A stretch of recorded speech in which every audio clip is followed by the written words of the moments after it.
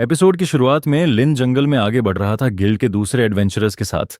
उनके जूते गीली मिट्टी में धीरे से धंस रहे थे। हर कोई नर्वस था, आपस में फुसफुसा रहा था कि इतने गोस्ट्स आज तक क्यों नहीं दिखे। पूरा एरिया अननर्विंगली क्वाइट था, चाहे जंगल डर और एक डार्क पर्पल मायाज़मा से घना था जो हवा में हैवी फॉग की तरह तैर रहा था। वह आपस में फुसफुसाए, नर्वसली जोक करते हुए कि भूत अब उनके साथी डेनिस से डर रहे हैं।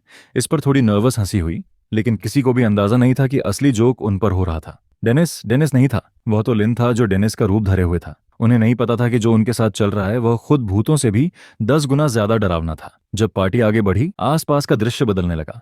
कुछ समय बाद ग्लूम में आकृतियां झिलमिलाईं और 3 भूत आगे दिखाई दिए, जबकि कुछ और पीछे शैडोज में छिपे हुए थे। फिर भी जैसे ही स्पिरिट्स ने लिन को डेनिस के रूप में देखा, वह फ्रीज हो गए। उससे एक वाइड रेड ऑरा फैल रही थी, गहरी और तेज, जैसे कोई वार्निंग सिग्नल जो सिर्फ भूत ही सुन सकते हों। उसकी किलिंग इंटेंट हवा में साफ महसूस हो रही थी, 1 इंच और करीब, और भूतों को एहसास हुआ कि वह तुरंत काट दिए जाएंगे। जब उन्हें सामने के खतरे का एहसास हुआ, गूल्स पलट गए और भाग गए जंगल के गहरे हिस्सों में, वापस जहां से वे आए थे। एडवेंचरर्स घूरते रह गए, नजर से कंफ्यूज्ड। वह आपस में फुसफुसाए, सोचे कि ऐसा क्या हुआ। उन्हें ऐसा लगा जैसे भूत उनका मजाक उड़ा रहे हैं, लेकिन लिन को सच्चाई समझ आ गई। गूल कमजोर या बेअसर नहीं थे, वह चालाक थे, और उन्होंने तुरंत भागना चुना जब उन्होंने एक ऐसी शक्ति पहचान ली जो वह संभाल नहीं सकते थे। जल्द ही एडवेंचरर्स ऊंची घास से बाहर आए जो उनका रास्ता ढाक रही थी, खुद को स्पिरिट से बचाने के लिए नीचे झुके हुए। फिर भी जब वह बाहर निकले, पर्पल मायस्मा और घना हुआ और पहले से भी ज्यादा स्ट्रांग होकर उनके आसपास घूमने लगा। इस बार गहरे जंगल से और भी कई गूल निकले, उनके शेप्स हेज में बदलते हुए। उनके साथ एक और मौजूदगी आई, ज्यादा स्ट्रांग और भारी गूल्स का लीडर, जंगल के हॉन्टिंग का असल कारण। नीचे दर्जे के एडवेंचरर्स देखकर घबरा गए, उनके चेहरे फीके पड़ गए जब उन्होंने आगे हॉर्ड को इकट्ठा होते देखा।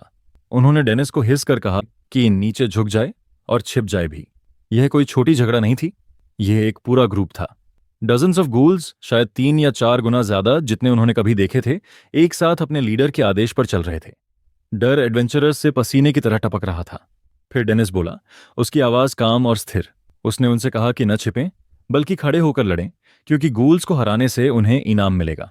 एडवेंचरर्स ने उसे रोकने की कोशिश की, हिचकिचाते हुए कहते हुए कि गूल हमेशा ग्रुप में आकर हमला करते हैं और सीधा मुकाबला नहीं किया जा सकता। फिर भी लड़का रुकने वाला नहीं था। उसने उनसे माफी मांगी, उसके करने जैसे काम के लिए नहीं, बल्कि उनकी विनतियों को नजरअंदाज करने के लिए।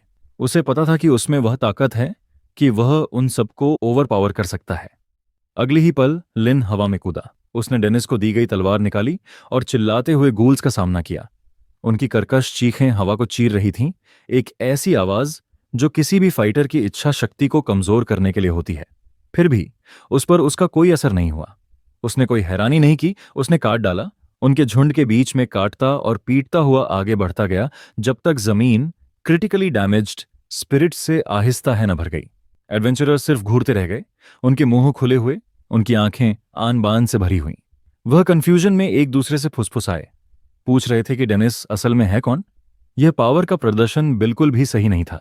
जिन मॉन्स्टर्स से उसने लड़ाई की वह मामूली जीव नहीं थे, यह गूल थे जिनसे टक्कर लेना सीसी सीजन्ड वॉरियर्स के लिए भी मुश्किल होता है।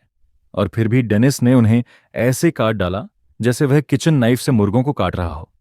जब दृश्य स्टेबल हुआ, गूल्स की समस्या खत्म हो गई थी। स्पिरिट्स हार गए थे और उनका लीडर उनके बीच नहीं खड़ा था। डेनिस ने गूल लीडर का बड़ा सा सिर अपने हाथ में उठाया हुआ था, जैसे कोई भयंकर ट्रॉफी हो। एक काम स्माइल के साथ उसने एडवेंचरर्स से कहा कि उन्हें वापस जाना चाहिए और किंग को बताना चाहिए कि क्या हुआ। शर्म से उनके चेहरे लाल हो गए जब उन्हें एहसास हुआ कि वह कितने कम मददगार रहे थे। एडवेंचर्स मुस्कुरा नहीं सके जब वह हैंड जंगल से चले। चाहे उन्होंने लड़ाई में हाथ नहीं लगाया था, उन्हें पता था कि डेनिस की वजह से अब उनके गिल्ड का नाम पूरे रीजन में फैल जाएगा। गूल समस्या हल करने का श्रेय उन्हें दिया जाएगा और उनका स्टैंडिंग बढ़ जाएगा। उन्होंने तुरंत मान लिया जो कुछ भी लिन ने प्रपोज किया और ड्वार्फ किंग के पैलेस की ओर मिलकर मार्च शुरू कर दी। सुबह की रोशनी शहर पर टूटी जब दृश्य बदला। खुद पैलेस नजर आया, कोई ऊंचा सिटाडेल नहीं, बल्कि डार्क स्टोन और कार्व्ड वुड का एक विस्तृत 2 स्टोरी मैंशन, इतना बड़ा कि 20 या 30 लोग आराम से रह सकते थे। ये फिर भी इंपोजिंग था, ऊंचे दरवाजों और हर दाखिले पर तैनात गार्ड्स के साथ। जब डेनिस और उसका ग्रुप पहुंचा, सिपाहियों की एक लाइन आगे बढ़ी और उनका रास्ता रोका। आक्रामक घोषणा की कि किंग बीमार हैं और वह विजिटर्स नहीं रिसीव कर सकते। ड्वार्फ एडवेंचरर्स इस पर भड़क गए। उनके पास प्रूफ था कि गूल इन्फेस्टेशन टैकल हो गई है और वह उसे दिखाना चाहते थे। उन्होंने गार्ड से झगड़ा किया, कह रहे थे कि अगर पैलेस को प्रूफ चाहिए तो वह उसे पेश करेंगे और दिखाएंगे कि खतरा हमेशा के लिए हट गया है। फिर भी सोल्जर्स ने झुकने से इनकार कर दिया। फिर दरवाजे के पार से एक कोमल फेमिनिन आवाज ने सिपाहियों को कहा कि हट जाएं और ग्रुप को अंदर आने दें।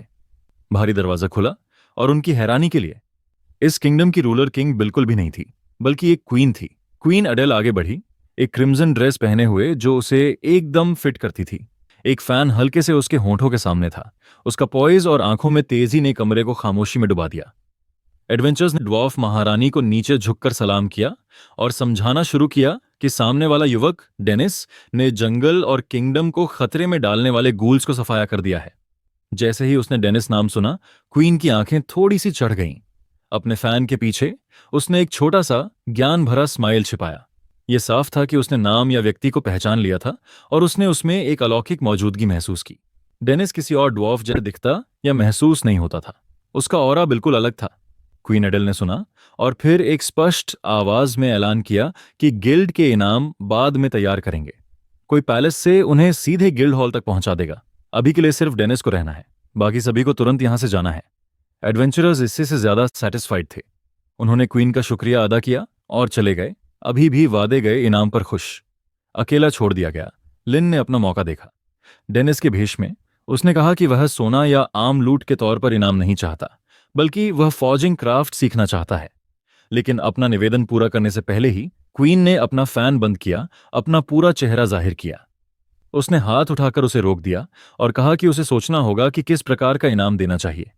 ड्वार्फ किंगडम में किसी ने ऐसी बहादुरी इतने छोटे उम्र में दशकों में नहीं देखी थी। मुझे गूल्स की परवाह नहीं है। अगर डेनिस सचमुच फॉर्जिंग क्राफ्ट में मास्टर बनना चाहता है, उसने कहा, तो उसे उसकी कीमत चुकानी पड़ेगी। अंदर से लिन में गुस्से की लहर उठी। आज उसने जो कुछ भी किया था उससे उसका वीरता अब तक स्वीकार नहीं की जा रही थी। उसने सिर्फ फॉर्जिंग सीखने का अधिकार पाने के लिए ही लड़ाई की थी।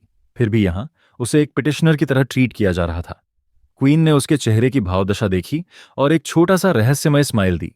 उसने उसे कहा कि उसे गलत न समझे, लेकिन फिर अपने फैन को हिलाते हुए उसने एक अफवाह का जिक्र किया कि डेनिस ने पिछली रात उसकी बहन के साथ गुजारी थी। उसी के लिए उसे सजा मिलनी चाहिए, उसने कहा। लेकिन इस बात को देखते हुए कि उसने किंगडम से गूल्स हटाए थे, वह इस बार छोड़ देगी। अगर वह फॉर्जिंग सीखना चाहता है तो उन्हें अन्य ज्यादा व्यक्तिगत शर्तों पर चर्चा करनी होगी। लिन फ्रीज हो गया। वह क्वीन के शब्दों का अर्थ लगाने की कोशिश कर रहा था। वह पिछली रात के बारे में सोचने लगा। उसने कल रात वाली ब्लॉन्ड औरत को याद किया और उसे अब पता लग गया कि क्वीन की बहन थी। उसे एहसास हुआ कि वो अब फंसने वाला है। इसीलिए वो खुद को जल्दी से एक्सप्लेन करने लगा कि उसने किसी को सिड्यूस नहीं किया था, बल्कि वो तो खुद सिड्यूस किया गया था। वो उसे अपने दिल पे हाथ रख के कसम खाता है और बताता है कि उसकी बहन थी जो पहले उसे दारू पिलाई और फिर जब मैं नशे में हो गया फिर उसने मेरा फायदा उठाया। जो सुन के क्वीन कहती हैं, ओ तो ऐसी बात है, और करीब आके कहती है, तुम अपने दिल पे हाथ रख के कसम खा रहे हो, पर मुझे कोई भी आइडिया नहीं है कि मेरा दिल कहाँ है। क्या तुम उसे ढूंढने में मेरी हेल्प करोगे? और उसने कहा कि उसे डिटेल से मतलब नहीं है, और ऐसे सोची कि क्या डेनिस उसे वही कॉन्शियंस दिखाएगा जो उसने उसकी बहन को दिखाया था।